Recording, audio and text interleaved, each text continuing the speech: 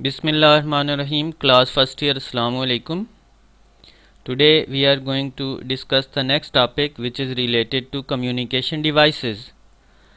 अब जब भी हम नेटवर्क इस्टेब्लिश करते हैं तो हमें कंप्यूटर्स और नेटवर्किंग केबल के अलावा भी different types of communication devices भी रिक्वायर्ड होती हैं by the help of which we establish a good network. अब उन कम्युनिकेशन डिवाइसेस में जो हमारे पास फर्स्ट वन है, it is called switch. Switch is the basic kind of communication device which is required to connect the devices in a local area network. अब जब हम लोकल एरिया नेटवर्क इस्टेब्लिश करते हैं तो उसमें हमारे पास डिवाइसेस को एक सेंट्रल लोकेशन पे कनेक्ट करने के लिए जो कम्युनिकेशन डिवाइस हमें रिक्वायर्ड होती है उसे हम क्या कहते हैं, स्विच. फॉर एग्जांपल, अगर आप एक ऑफिस का नेटवर्क बनाते हैं, एक कंप्यूटर लैब का नेटवर्क बनाते हैं या किसी भी लिमिटेड एरिया के अंदर अगर आप नेटवर्क बनाते हैं, आपके पास नंबर ऑफ़ कंप्यूटर्स 5 हैं, 10 हैं, 20 है, 50 हैं, तो अगर आप उन्हें आपस में कनेक्ट करना चाहते हैं तो उसके लिए जो डिवाइस आपको रिक्वायर्ड होती है उसे क्या कहते हैं, स्विच कहते हैं.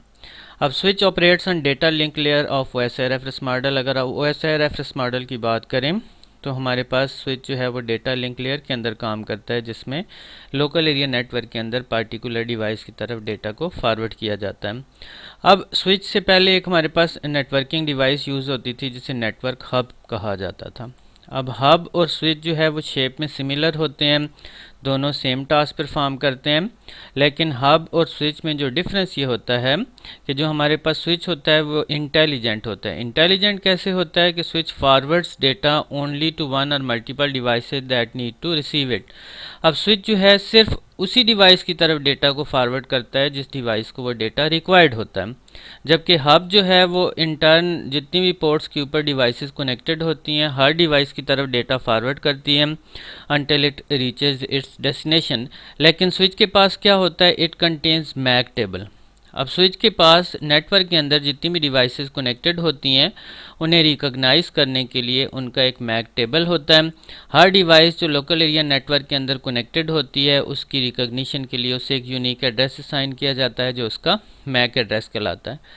अब मैक एड्रेसेस जो है वो स्विच अपने पास सेव कर लेता है और जब आपके स्विच के पास डेटा आता है तो उस मैक एड्रेस की मदद से स्विच सिर्फ उसी डिवाइस की तरफ उस डेटा को फॉरवर्ड करता है जिस डिवाइस को वो डेटा रिक्वायर्ड होता है.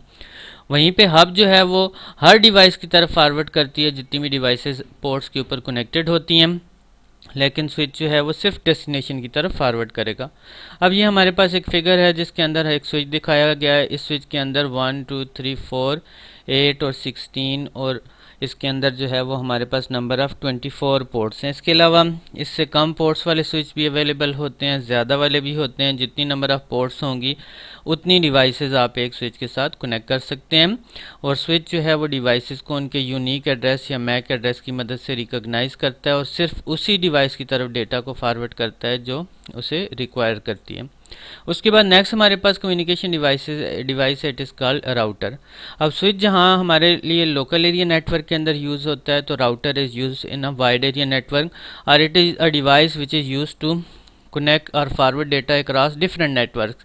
अब राउटर के लिए ज़रूरी है कि आपके डिफरेंट नेटवर्क्स हों, मिनिमम 2 नेटवर्क्स हों. वो आपके लैन्स भी हो सकते हैं, लैन टू वैन भी हो सकता है. तो यानी आपके पास 2 मिनिमम नेटवर्क्स का होना ज़रूरी है जिन्हें हम राउटर की मदद से आपस में कनेक्ट करते हैं.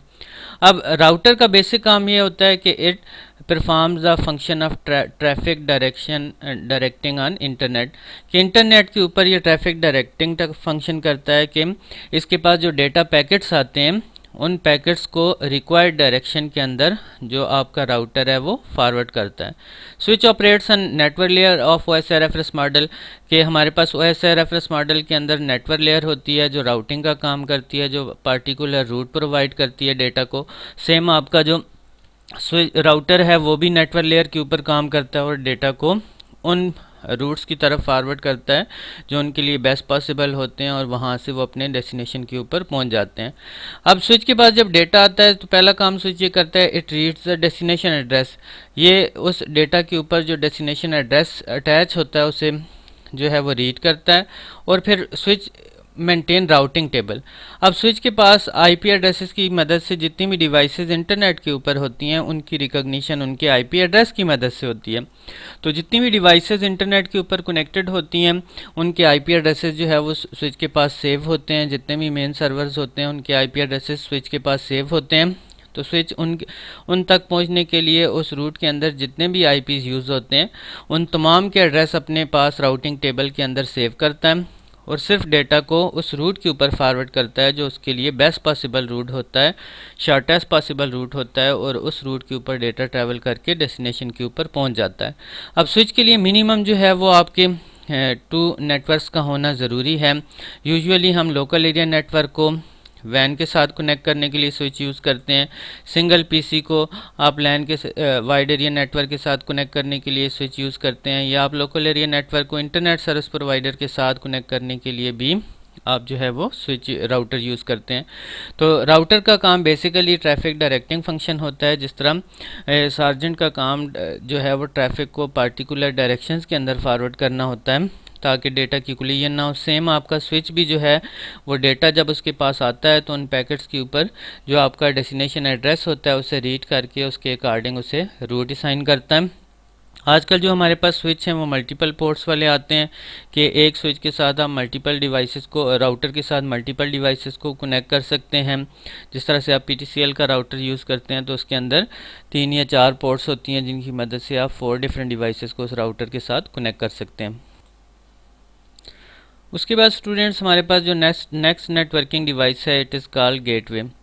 अब gateway is an important device which is use in a network communication. अब गेटवेज जो है वो हमारे पास एक इम्पॉर्टेंट डिवाइस है, लेकिन आप नेटवर्क स्विचेस या आप नेटवर्क राउटर्स को तो देखते हैं, लेकिन आपके जो गेटवेज हैं वो यूज़र लेवल के ऊपर यूज़ नहीं होते, बल्कि ये आपके एक्सचेंज लेवल के ऊपर यूज़ होते हैं जहाँ पे डेटा की ट्रांसमिशन होती है। अब basically gateways allows communication between networks of dissimilar architecture of protocols. अब हम देखते हैं कि जब हम नेटवर्क की सर्विसेज यूज़ कर रहे हैं तो हम जो डिवाइसेस यूज़ करते हैं वो डिसिमिलर आर्किटेक्चर की होती हैं।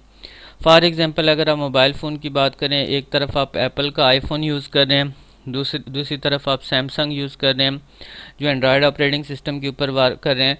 सेम एक तरफ आप जो है वो लैपटॉप यूज़ कर रहे हैं, एक तरफ आप पीसी यूज़ कर रहे हैं। तो हमारे पास जो डिफरेंट डिवाइसेस होती हैं वो डिफरेंट आर्किटेक्चर्स के ऊपर बेस करती हैं, उनके आर्किटेक्चर डिफरेंट होते हैं।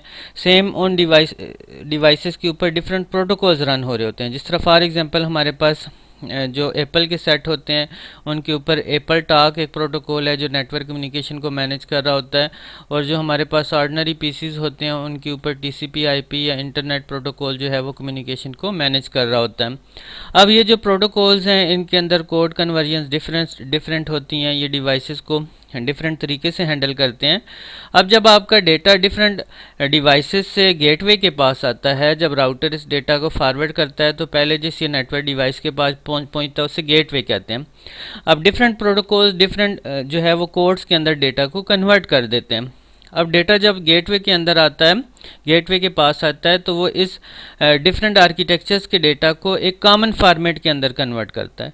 यानी नेटवर्क के ऊपर जब आपका डेटा ट्रैवल करता है तो वो किसी स्पेसिफिक प्रोटोकॉल के अकॉर्डिंग ट्रैवल नहीं करता, बल्कि वो एक कॉमन फॉर्मेट के अंदर ट्रैवल करता है। A gateway can translate information between different network formats और नेटवर्क आर्किटेक्चर। अब जो हमारे पास डिफरेंट आर्किटेक्चर्स की डिवाइसेस होती हैं, अगर गेटवे हमारे पास मौजूद ना हो तो सैमसंग की डिवाइस एप्पल से कम्युनिकेट नहीं करेगी, एप्पल जो है वो नोकिया से कम्युनिकेट नहीं करेगी।